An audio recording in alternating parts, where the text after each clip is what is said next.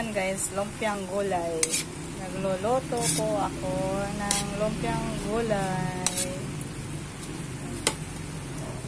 Mayroon po siyang oyster sauce. Yummy, yummy.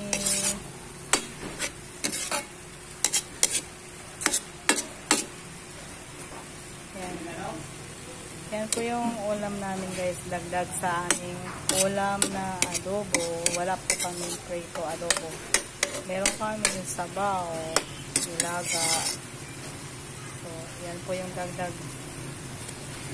sa nagtatrabaho sa aming bahay.